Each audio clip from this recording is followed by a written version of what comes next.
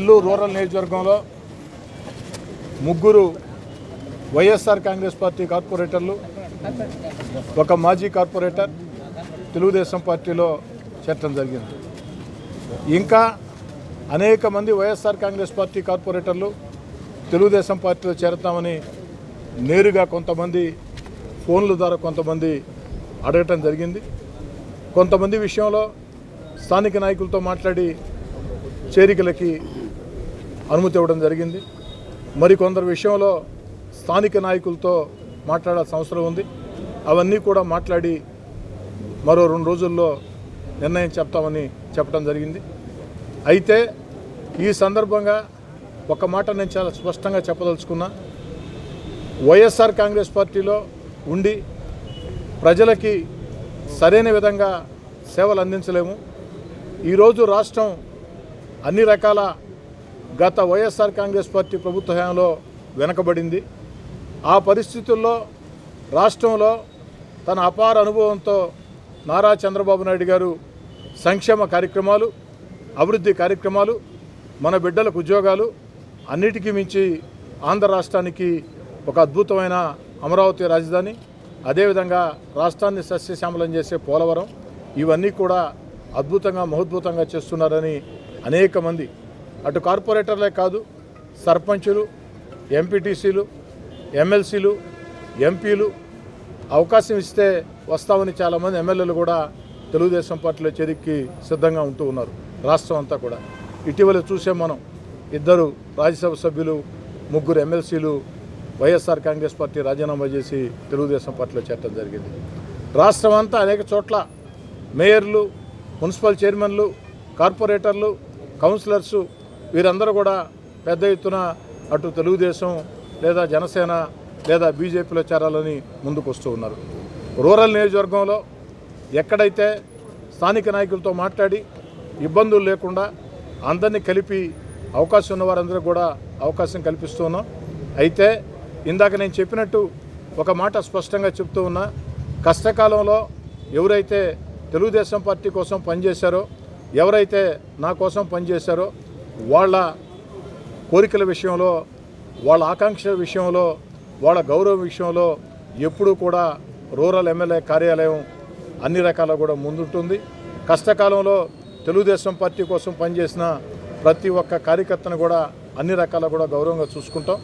అదేవిధంగా ఈరోజు రాష్ట్ర ప్రయోజనాల దృష్ట్యా, జిల్లా ప్రయోజనాల దృష్ట్యా, నియోజకవర్గ ప్రయోజనాల దృష్ట్యా ఏదైతే ప్రజల్లో మంచి పేరు ఉండి ఎక్కడా స్థానిక నాయకులకి ఇబ్బంది లేనటువంటి కార్పొరేటర్లు, సర్పంచులు, ఎంపీటీసీలు వస్తామంటే వారందరినీ కూడా ఖచ్చితంగా ఆహ్వానిస్తాం. అన్నీ కలగలిపి కష్టకాలంలో పనిచేసిన తెలుగుదేశం పార్టీ కార్యకర్తల, జనసేన, బీజేపీ కార్యకర్తల గౌరవాన్ని కాపాడుతాం. అదేవిధంగా నమ్మి తెలుగుదేశం పార్టీలోకి వచ్చిన వైఎస్ఆర్ కాంగ్రెస్ పార్టీ కార్పొరేటర్ల గౌరవం కూడా ఎక్కడా తగ్గకుండా, ఏదో పార్టీలో చేరారని ఒకరోజు కండువలు కప్పావని ఆ రోజుతో ముగిసిందని కాకుండా నిరంతరం వారితో కూడా వారికి ఇవ్వాల్సిన గౌరవాన్ని కూడా ఇస్తాం. అన్నీ కూడా సమపాళ్లలో కొనసాగుతాయని చెప్పని కూడా మనవి చేసుకుంటూ, నూతనంగా తెలుగుదేశం పార్టీలో చేరిన కార్పొరేటర్లందరికీ నేను మనవి చేసేది ఒకటే. మీ ప్రాంతాల్లో కష్టకాలంలో తెలుగుదేశం పార్టీ కోసం పనిచేసిన, జనసేన కోసం పనిచేసిన, బీజేపీ కోసం పనిచేసిన నాయకులతో, కార్యకర్తలతో కూడా మంచి సంబంధాలు నెలకొల్పండి. అందరం కలిపి ఏకతాటిగా ఒక్కతాటి మీద ముందుకు సాగుతాం. నా లక్ష్యం ఒకటే, నా ఆకాంక్ష ఒకటే.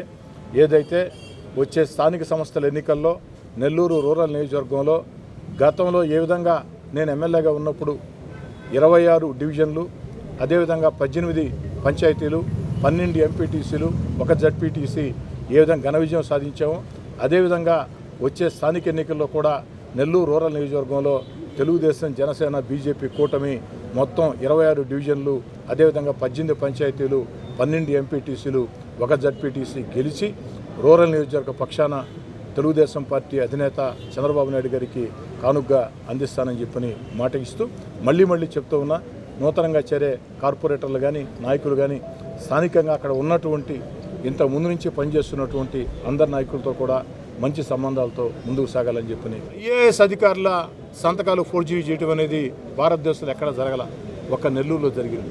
ఆ యొక్క ఐఏఎస్ అధికార సంతకాలు ఫోర్జరీ చేసినటువంటి ఆ యొక్క వ్యక్తులను మాత్రం చేర్చుకునే అవకాశం లేదు. ఖచ్చితంగా ఆ యొక్క కేసులో వాళ్ళకి క్లీన్ చిట్ వస్తేనే ఆలోచన చేస్తాం తప్ప అలాంటి వాళ్ళని చేర్చుకునే ప్రశ్నే లేదు. అదేవిధంగా స్థానికంగా తెలుగుదేశం పార్టీ నాయకులు కార్యకర్తలు కొంతమందిని తీవ్రంగా వ్యతిరేకిస్తూ ఉన్నారు. వాళ్ళను కూడా చేర్చుకునే ప్రశ్నే లేదు. ఎక్కడైనా సరే అందరితో మాట్లాడి స్థానికంగా నా కోసం కష్టం చేసిన, కష్టకాలంలో నా వెంబడి ఉన్న, ఎన్నికల వేళ నా కోసం కష్టం చేసిన నాయకులతో కార్యకర్తలతో మాట్లాడి సముచిత నిర్ణయం తీసుకుంటాను తప్ప ఏకపక్షంగా నిర్ణయాలు తీసుకునే అవకాశం ఉండదు. ఈరోజు చేరికలకు కూడా కారణం ఇది రాష్ట్ర పార్టీ ఆలోచన. ఈరోజు కుప్పంలో చంద్రబాబు నాయుడు గారి సొంత నియోజకవర్గం, లేదా విశాఖపట్నం, లేదా ఏలూరు, లేదా మాచర్ల ఇలాంటి ప్రాంతాల్లో కూడా వైఎస్ఆర్ కాంగ్రెస్ పార్టీ నాయకులు అటు చైర్మన్లు కావచ్చు, కౌన్సిలర్లు కావచ్చు, ఆ పార్టీలో ఇమడలేం, మేము వచ్చి నిక్కచ్చిగా తెలుగుదేశం పార్టీలో పనిచేస్తామన్న చోట అందరిని ఆహ్వానిస్తూ ఉన్నాం. అందులో భాగంగానే ఇది కూడా ఆహ్వానించాం. అయితే ఒక మాట చెప్పి మాట దెప్ప అలవాటు నాకు లేదు. మళ్ళీ చెప్తూ ఉన్నా, కష్టకాలంలో నా కోసం పనిచేసిన తెలుగుదేశం పార్టీ నాయకుల కార్యకర్తల గౌరవాన్ని కాపాడుతాం.